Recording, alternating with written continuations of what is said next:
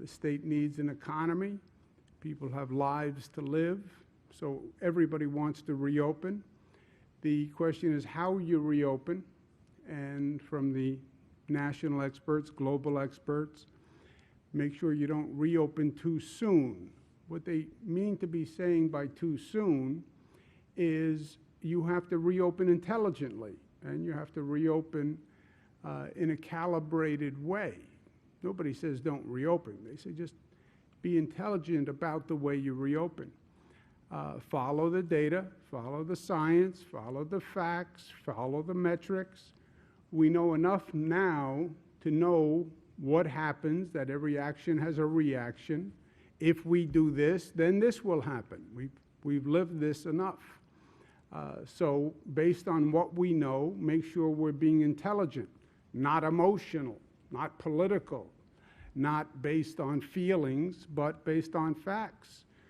And learn the lessons of other people who have gone through this. Other states have gone through it. Other countries have gone through it. There are experiences that we can learn from. Educate yourself. And be smart. Be smart. Check the data on a daily basis.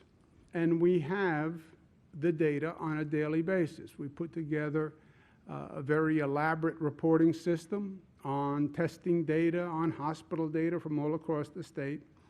That data is now available on a daily basis, and you can track that data and know exactly where you are. It's like taking your blood pressure every morning. It's like getting your cholesterol count every morning. You can know exactly where you are every morning. And not just for the elected officials, not just for government. This is all about what people do. This is about what citizens do. And what the elected officials are trying to do, what I'm trying to do, is to inform the citizens so they can better protect themselves. And they know what decisions they should make. And that's why all the information we're accumulating, we're making it in a very transparent way. And I hope people get up in the morning, they have their cup of coffee, and they go online to find out where their county is, how are they doing, and calibrate their behavior that way. The state has developed a very elaborate dashboard of relevant local information. They told me they were designing a dashboard. I got very excited about it. I sent them a picture of what I think is one of the really iconic dashboards. 1967 Corvette, arguably the most beautiful dashboard. I said they should consider that design when they were doing a state dashboard. They came back with this design.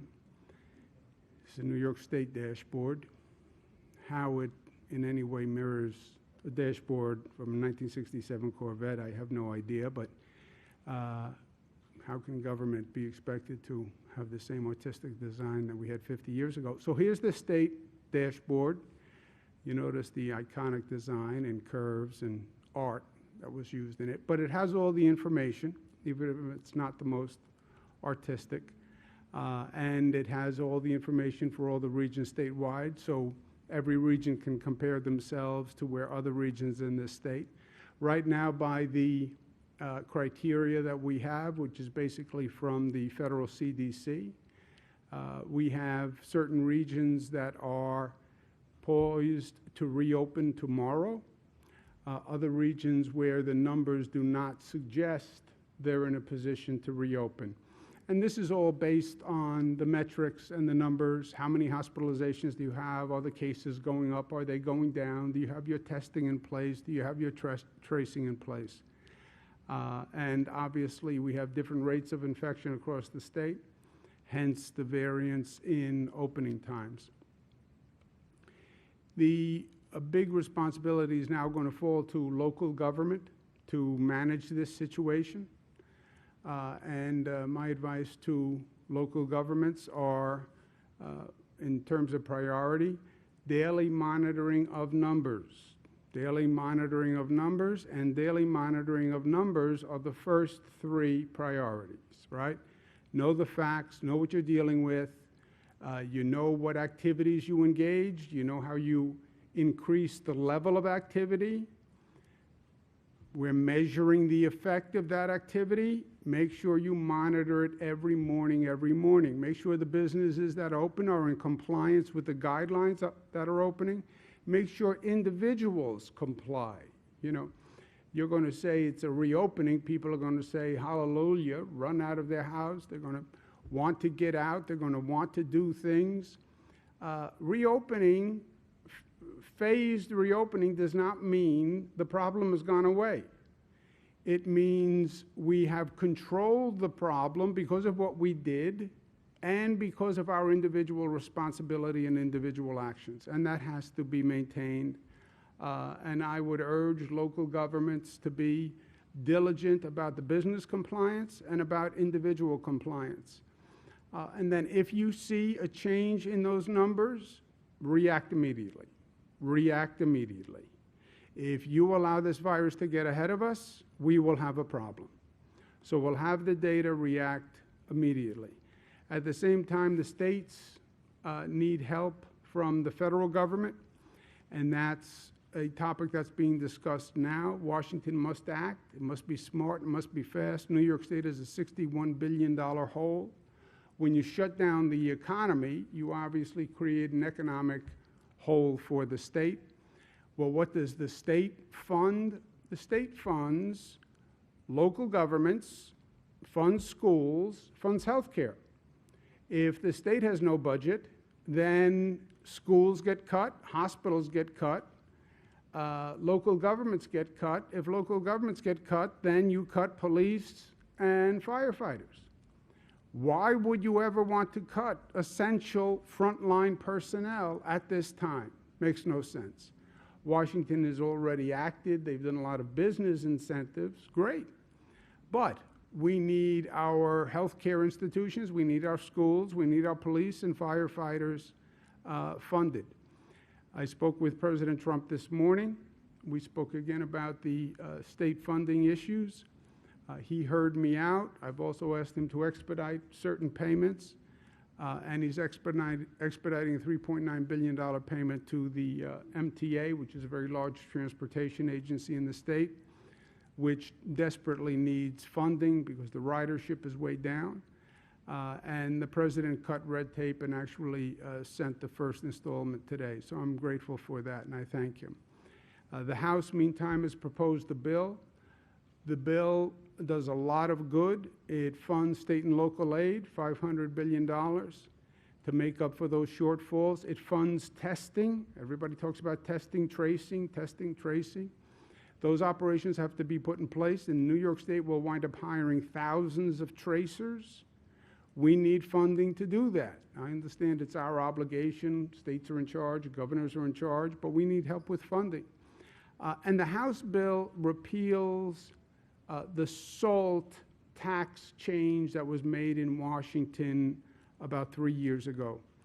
And that tax change that they made cost New York State billions. The House bill repeals that change, which is a significant benefit to this state. And ironically, the states that were most hurt by SALT are the states that have the most pain from the COVID virus. So repealing SALT actually is, in my opinion, the best thing you can do to help the states that are now battling the COVID virus. In New York State, the SALT repeal increased our taxes $12 to $15 billion, just New York State. We now pay $12 to $15 billion more every year to the federal government, believe it or not. So that would be a major boost. But Washington has to act, no delay, no special interests getting priority or special treatment here. And when we're doing these corporate bailouts, make sure we don't make the mistake we made in 2008, where we gave corporations large bailouts and the corporations took the money and paid themselves with the money. I was Attorney General at the time. I brought cases against corporations that took the bailout and gave themselves all a pay raise. Why should the American taxpayers now bail out corporations unless they're going to rehire workers. I'm afraid you're going to see corporations that will not hire back the same number of employees. They're going to use this pandemic as a way to restructure or get lean. If a corporation is going to take government money, they should rehire the same number of workers they had before. I did an op-ed in the Washington Post to that effect. But I believe that should be a condition across the board. Any corporation that gets money from the government, from the people, should hire back the same number of workers. If you want to lay off workers, don't expect the taxpayer to subsidize you laying off workers. And if there's a moment in our modern history where we can get out of this partisan gridlock, hyper-political moment, now is the time. My position of funding for state governments is not a Democratic position. There's an organization called the National Governors Association. It's Democratic governors, it's Republican governors. The chairman is a Republican governor. I'm the vice chairman. And the NGA, National Governors Association, in a bipartisan way, is urging Washington to pass the relief for state and local government. So there's no red or blue here, right? It's red, white, and blue. Also, at the same time, we went through all this pain. People talk about reopening. I want to set the bar higher. It's not about just going back to where we were. Let's use this as a moment to grow and to get better. Let's learn from the pain that we went through. And I talk about reimagining New York, and let's use this as a moment to reimagine our education system, our telecommuting, our telemedicine, a better public transportation system, a better public health system, and take this experience and grow from it, right? Life will knock you on your rear end. That's true. But do you get up, and do you get up smarter? And that's the moment we're at. One of the lessons we learned, and I was speaking about it in the hearing today, we should never again be in the position where we don't have medical equipment, where we're facing a pandemic, we're facing a major public health issue, and we don't even have basic equipment for nurses and doctors. And so much of it came from China, and governors such as myself are trying to figure out who do we know in China to get masks for nurses in our hospitals. I mean, it was terrible what we went through. It's a matter of national security. And I want to make sure that we in New York are actually leading the way. Let us start manufacturing here in this country, in this state, masks and gowns and drugs and the ventilators and the tests we need, and let New York start, and we already have. But we should never again as a nation have to scramble the way we scrambled. We are now aggressively courting businesses, incentivizing businesses to build, to manufacture medical equipment here in this state.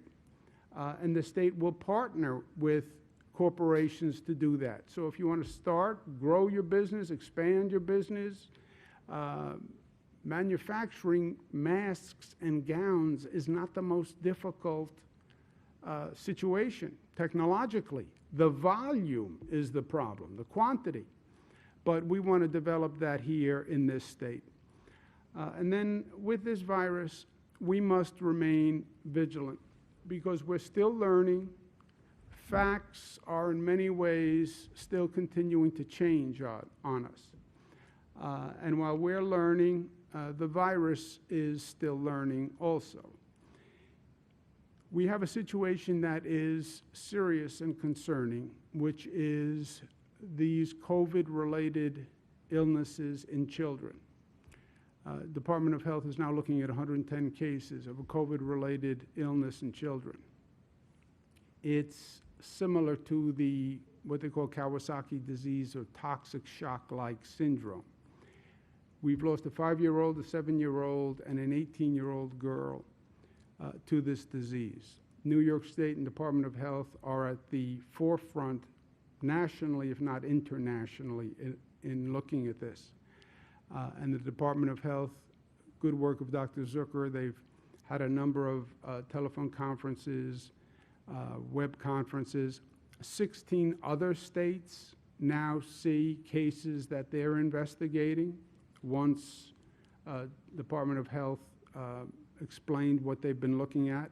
6 European countries are now looking at the same situation, and I expect this is only going to grow.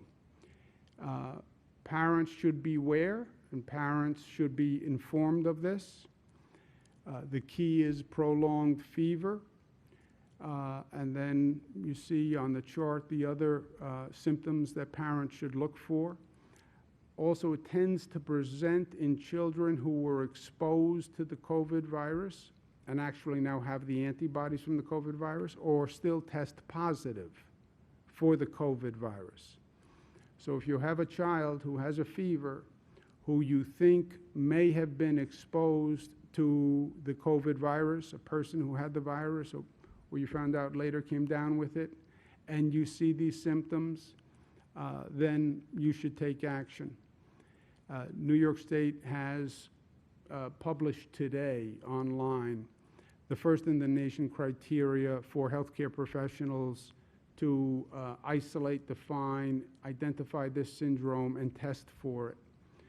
But it is very important. Right now we have it affecting children from less than 1 year old, so infants to 21 years old. Okay, that's it. When you look at over the 100 cases, that's the span, which is obviously a very frightening development. There's more information on the website. Last point of personal opinion. I'm the governor of the state of New York, and I take that responsibility very seriously. I'm honored to be governor. I work at it 7 days a week, 24 hours a day. But in many ways, before being governor, I am a son, I'm a brother, I'm an uncle, and I'm a father. And as a parent, as a father, I just want to make sure I'm communicating, especially this last situation, to the people of the state and beyond. This virus has been ahead of us every step of the way. I can't tell you how many quote-unquote facts I was told that then changed, right? When the virus started, the virus was coming from China. Everybody was looking at China. Turns out the virus came from Europe, and nobody told us. When this first started, if you had the disease and recovered, you then had antibodies, and you were immune. My brother had the virus, recovered, so he had the antibodies. We were told, well, then you're immune from getting it again. And we had plans to have people who tested for the antibodies, they could go back to work because they were immune. And the facts changed. You know what?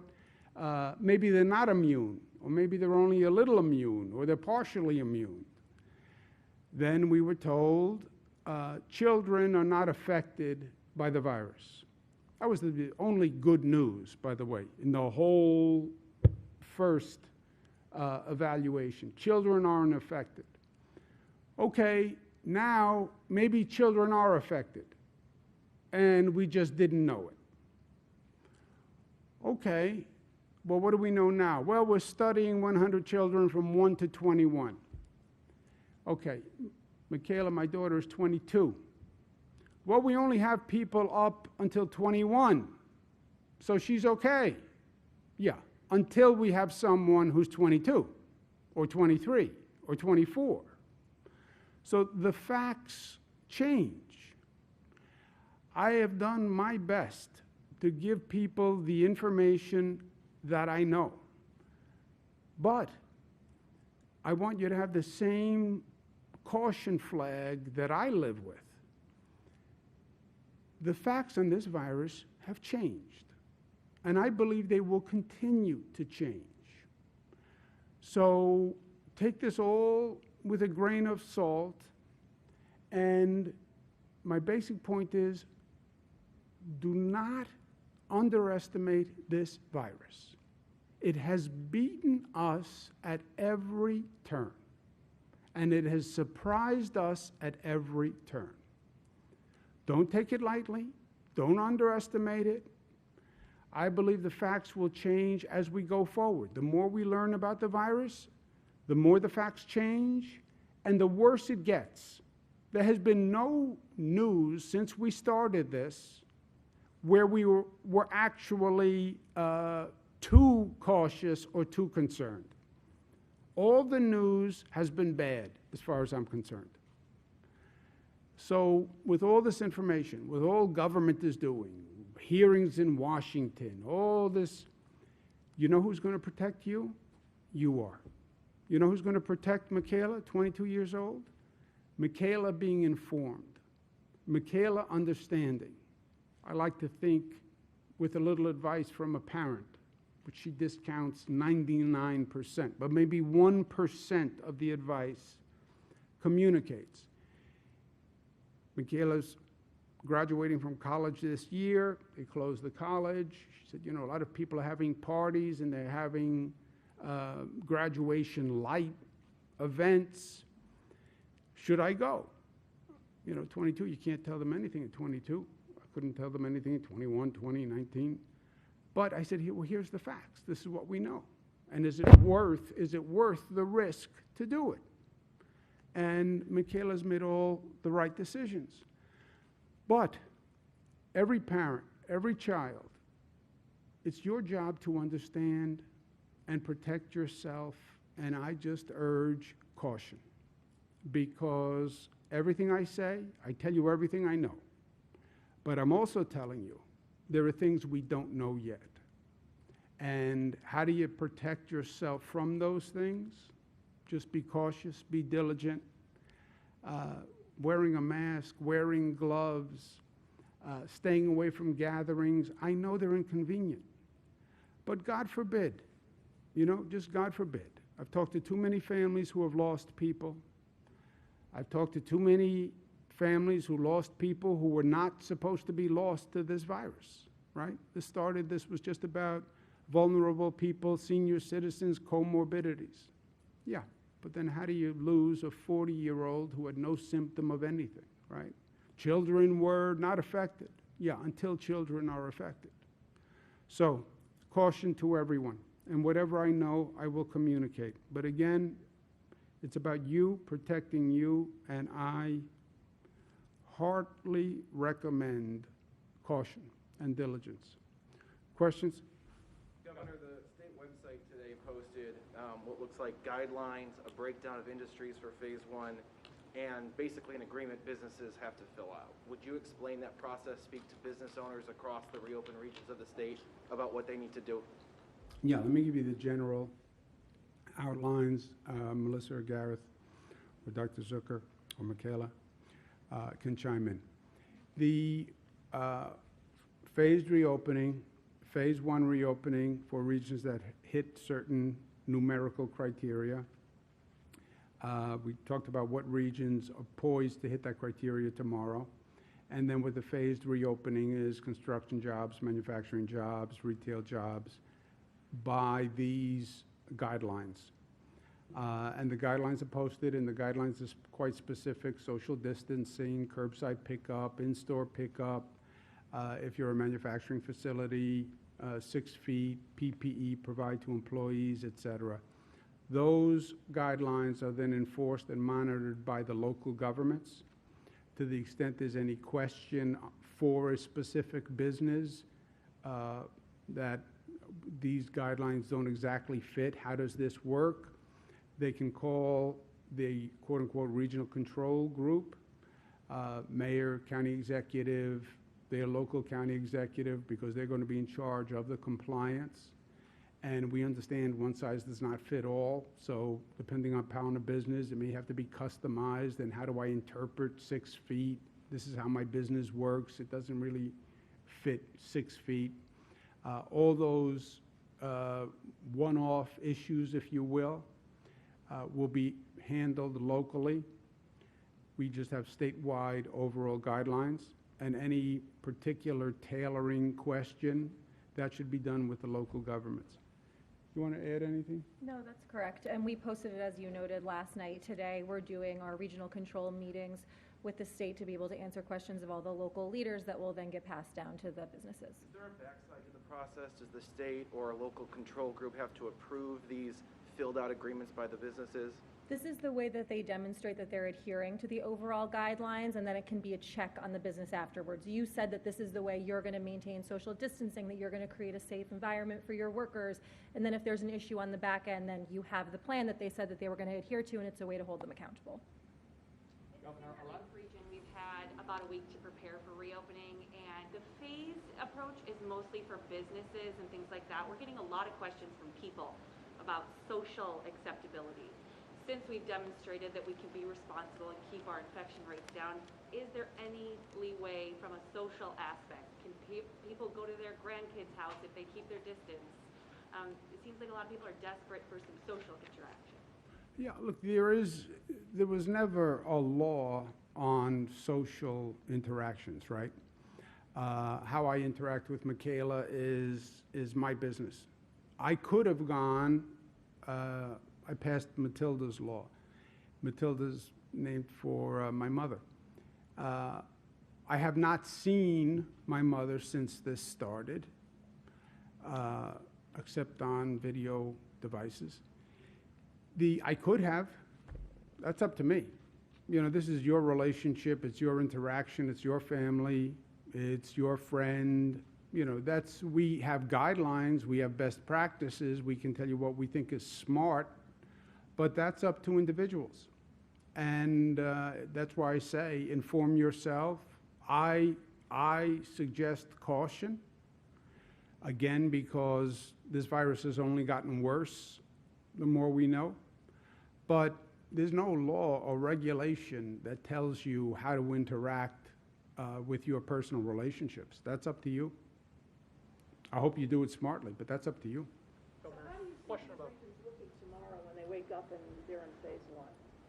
The businesses that choose to open, big question is how many businesses, big question to me is how many businesses choose to open tomorrow. But you know, for those businesses that choose to open, this is how retail stores will work, curbside pickup or in-store pickup, and then you can get the details on that. Manufacturing companies that want to open, this is how their employees, the PPE their employees would have to get. This is how it would have to look in the workplace. No gathering, social distancing, et cetera. And then we watch the numbers tomorrow, and we see with that increase of activity, how did people behave, and what was the effect on the infection rate, and then we go day to day. Governor, religious leaders, a lot of them I've talked to are feeling left out because they're not mentioned anywhere in your 4-phase plan. Now, while you didn't specifically close churches, I think a lot of them are looking for guidance. What can you offer to churches, temples, mosques as far as guidance for when they can start to reopen? You know, it's less about being a church, a temple, or a mosque. It's more about a gathering, and that's going to be basically according to the guidance on large gatherings. But look, large gatherings have been where this first started. You know, we had the first quote-unquote hot spot, before they even called it a hot spot. We had the first big cluster in New Rochelle, in Westchester. There was no reason for it to be in New Rochelle and Westchester, suburban community. It was because one infected person went to a couple of events around a religious ceremony. But the last thing you want is 100, 200 people in close proximity. That is the last thing you want. That's why schools are such a challenge. How do you operate a school without a gathering? But that's the issue on the churches, temples, mosques. It has nothing to do with religion, it's the gathering. In regards to the Madison County outbreak at Green Empire Farms, more than half of the workers have tested positive, some living floor to a hotel room. One worker just lost her husband to the virus, and the company isn't answering our questions. Are you getting answers, and what are you doing to protect the community and the workers? Yeah. there are a number of outbreaks across the country in meat processing plants, right? So there are all these stories, this meat processing plant, this meat processing plant. Then we had an outbreak in an agricultural plant. Well, what was it about meat processing? It had nothing to do with meat processing. And by the way, it had nothing to do with agricultural processing. It was the fact that you had 1,000 employees in one plant. It is the gathering issue. What they call a super spreader. One person in a large gathering, any density, can infect dozens. That was New Rochelle and Westchester. Literally dozens in one event, in one gathering. That's what we learned in New Rochelle. That's what they learned again in the meat processing plants. That's what we just learned again in Madison County. So it is about the gatherings. Now, they have several hundred employees in one place. Yeah, one infected person, it can take off on you. That's why all the precautions. 4 people in one home, yeah. What we're seeing now with a lot of the new cases, they're coming from home spread, right? Close down businesses, close down schools, et cetera. So where is it now communicating and growing? In the home environment. Madison County said that the facility wasn't able to continue construction of its housing for these workers, so they then put them in hotels. So the coronavirus displaced their project, therefore they had to live in hotels, kind of a full cycle of why the density was the way it was. Well, if you have 4 people to a hotel room or 4 people to a home, you know, it's going to be the same thing. It's, you have one infected person in the home, you see it go through the family, right? Should something have been done differently, though, if they don't have places to stay, not put them in a hotel? Well, you have to, people have to live somewhere, but it's not unusual to go through a family. My brother Chris had the virus. His wife got the virus, probably from Chris, though he denies it, but then his son got the virus. Why? Because they're all in the same place. Dr. Zucker, you want to add anything on that? I think it's just, I would just add that we have been working with the county to address the housing arrangements and working with the employer. Will you be holding them accountable if the company, find out the company hasn't been? We are investigating everything, yes. Governor, question for you about. You know anything? No, I was just going to add that this speaks to the whole reopening process, right? This is why it's so critically important that we're measuring on a daily basis the infection rate, the hospitalization rate, that we have proper testing, that we have proper contact tracing in place. Because if you look at the Madison County example, there's one instance and then there's an explosion of cases in one area, and you need to be able to test to find out whether or not those people are sick. You then need to be able to isolate them. You need to be able to contact trace to find out who else they interacted with, or else we go back to square one, and I think we can all agree no one wants to live through this again. So it just underscores the importance of doing this reopening process smartly, of every employer who's starting to reopen or is currently open, doing this in a way where social distancing is properly done, where we're making sure that everyone's wearing masks, where they're wearing gloves if that's possible, and that we do this smartly and we do it the right way. Yeah, and one of the points to learn from Madison County, I think, you know, it's too easy for people to say in more rural communities, well, this is not our problem, right? This is a city problem. This is an urban problem. This is New York and Detroit, New York City, Detroit, it's Michigan, it's Chicago. No, it's Madison County, which is a rural county. You open a plant, you open a business, you go to a gathering, you have one person infected. One person infected, they can infect dozens in one afternoon. One afternoon. I don't care if you're a rural community, suburban community, urban community, nobody is immune. That's what Madison County says. That's what these meat processing plants in Middle America say. In rural communities, one person.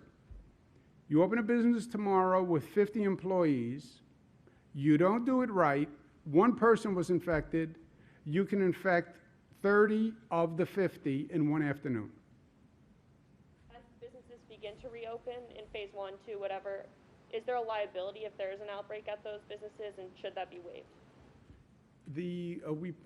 There's federal legislation that is now pending that's going to deal with this liability issue all across the board, but it is a big question.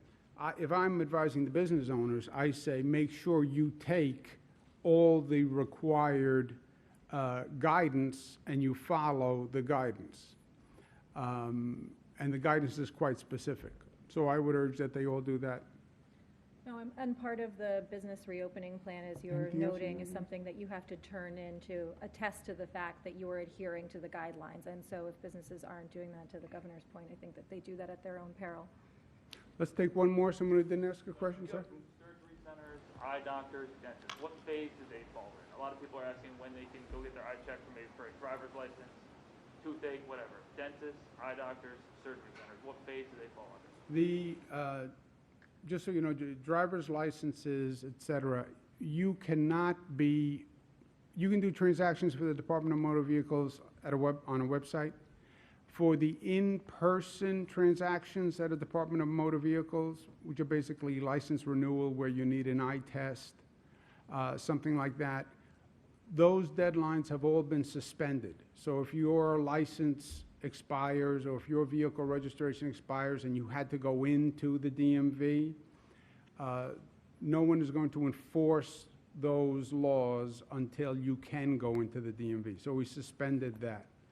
The elective surgeries in many counties upstate have all restarted. The doctor's appointments, doctor's offices can operate with social distancing. Ambulatory services are open. You know, people who need medical attention or medical treatment should go get it, right? Governor, on the state fair, you've already said what has to happen regionally for that kind of event to be held. But with the Syracuse Nationals coming before that at the fairgrounds, and then the state fair needing to be planned, what's your confidence level that the status of this virus will be in check for those events to be held? Yeah, I am not going to guess, and all it would be a guess, and I'm not going to do that. This situation changes every 2 weeks, and that's why I want to do this caution, and I want people to hear me, because I don't want them to say, well, the governor said, which I did say. I said, we don't believe children are affected by this virus. I said that. I said that a number of times. And I'm talking to the best public health experts on the globe, and that's what they told me. And that's what I told people. And now that turns out not to be true. I'm very wary of that, right? And I take that responsibility very seriously. Because when I say it's a fact, I present it as a fact, and a fact is a fact. What's happening here are facts are changing. So to say, here's what I think is going to happen in 5 weeks, 6 weeks, 8 weeks, this is where I think we are going to be in September for schools, no, burn me once. I'm not going to guess. I'm not going to opine. We'll make the decisions when we have to make the decisions because for planning purposes, et cetera. But let's see what the facts are at the last minute that we have to make a decision. What's the last minute for the Syracuse Nationals or state? Well, they have to tell me when their drop dead date is, you know, that I would have to know by this date. I'm under the impression for the Syracuse Nationals, that's tomorrow. Well, they haven't communicated that to us, but, you know, give me the drop dead date and I'll make a decision based on those facts at that time. And then if they change, they change. But I want to make sure we're using the best information we have, and we are in a situation where the information keeps changing. And look, there can be positive information also, right? There could be a medical breakthrough and they announce that they found a therapeutic model that actually treats the virus. So there can be good things that develop also. Just hasn't happened yet, but there could be. One housekeeping question. 12:01 Friday morning or 12:01 Saturday morning is when a region can reopen. 12:01 Friday morning, the 15th. is when New York on pause expires. Friday can be a day of business. Yep. There's a lot of confusion among professions that aren't in phase one about which phases they're in. Hairstylists, professions like that, they think they're phase two. Do you have an idea of when you might have a firm list of which professions are in which phase? I hadn't heard that question, but we can do that. Do you see hairstylists as phase two? I don't know that I'm qualified to opine on that, unless you're saying I need a haircut really badly, and then we'll talk about it. But we'll get the information. We also will have daily calls with the Regional Control Council. The mayor and the county executive are here today. And a lot of this is going to be locally managed, so we'll be working with them. But, you know, the state, one of the beauties of the state, it's a little, we have 10 different regions. Each one is a little different, right? So each one of these situations has to be tailored to that community in that region. And that's why the county executives and the mayor are going to be so important in actually making it work in each region, and we'll be working together with them. So it's possible that different professions could be in different Well, no, a phases. hairstylist is going to be a hairstylist is going to be a hairstylist. I just don't know where a hairstylist falls. So I'm going to gracefully and artfully look to dodge your question on hairstylists until I can go back and get informed, and then I will have someone give you the answer. Thank you very much, guys. Thank you. Thank you. In-person DMV, is that phase one or two? I'm sorry? In-person DMV services? Phase That's one. not a phase. That's when we make a decision on which government agencies to open when. And we'll have a full list of the professions, hairstylist included, and what phases they're in. When do you see kids' events like camps and playgrounds and dance lessons? Same thing. They'll all be, they go by region. Camps go by regions. So that's their decision? To members of Congress, Republican members of Congress from New York calling for an investigation into the nursing home situation in New York? Look, you know, everybody, I would like to say that we are enlightened enough where this is going to be a period where we don't play gratuitous politics. But everybody makes their own decision. Thank you, guys. Thank you very much. Good to see you guys. Thank you. Thank you, Mr. President. Thank you.